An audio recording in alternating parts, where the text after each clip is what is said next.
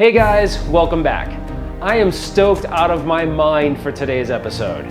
So if you guys remember, Facebook user Chris Gaizat did a Super Smash Bros. Mod. That thing was pretty sick, and people really liked it. But then he decided that just wasn't good enough. Chris was like, that's not good enough. I gotta do something a little bit more extreme, a little bit more crazy. So what does he do? He takes two Arcade1up cabinets, puts them together for the ultimate head-to-head experience. So sit back, relax, and let's do it!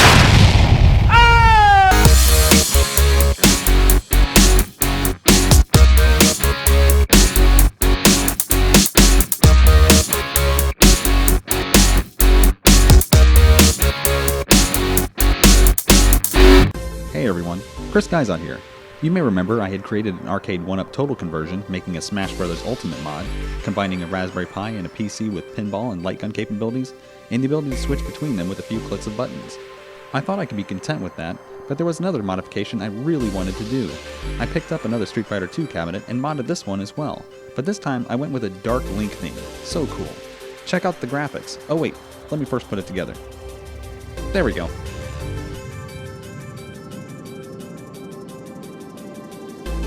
I added two extra option buttons to the control panel, and pretty much added all the same components to what made it functional.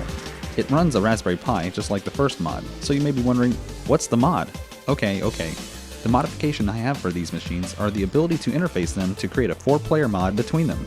The whole purpose of this mod was to link the two machines so that me and my 3 kids or friends, when they come over, can play games like Teenage Mutant Ninja Turtles 1 and 2, X-Men, NBA Jam, and all the other great 4-player games, without having to scrunch together on one cabinet. Now we all have room. Showing you the schematics may be a little easier than showing you the rat's nest inside my cabs. It was pretty simple.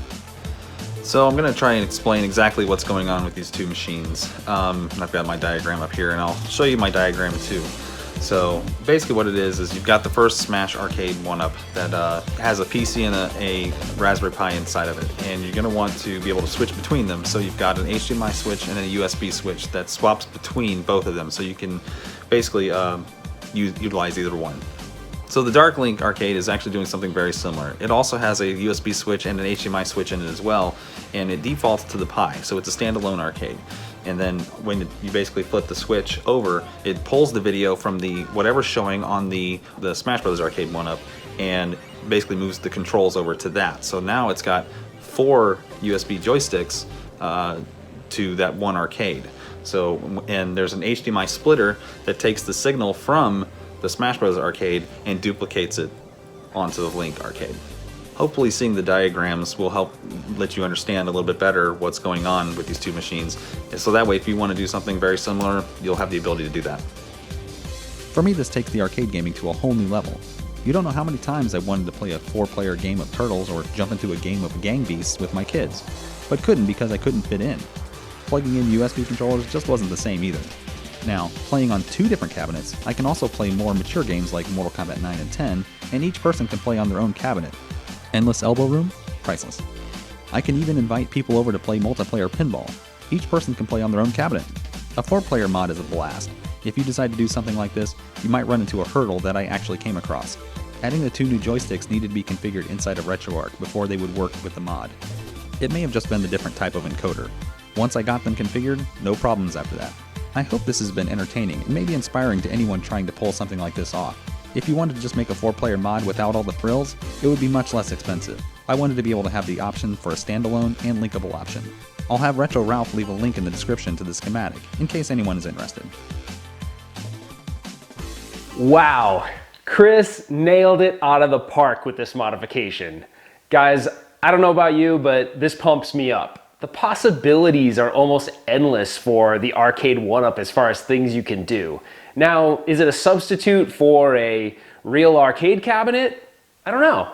It's definitely a unit that's really easy to mod and move around, so I feel like it kind of extends the possibilities for a lot of people because we don't always have the space available to us. So anyways, I want to especially thank Chris for this video. This was great. He's contributed lots of content to the channel so far, and I'm very appreciative of that. So much so that Chris and I are going to actually work a lot more together to provide you guys an even more diverse content for the channel. So Chris actually dives into specific subject areas that I don't have expertise in.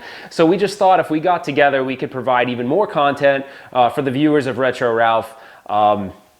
For all of you guys. So I'm looking forward to that. And if you'd like to check out some of Chris's other ventures, 317films.com is his website. You can go there and see a lot of unique content that Chris has developed over the years, and I think you'd find that really interesting. We're also considering doing a subsequent episode that's going to be a live stream, so you can ask Chris Q&A questions based on this modification. So once again, thank you guys for watching. Thanks Chris again for an amazing contribution to the channel. And please subscribe, please like the video, please leave your comments below. I'm very interested to see what you guys have to say about this modification. And that's it for now. We will see you on the next one. Take care.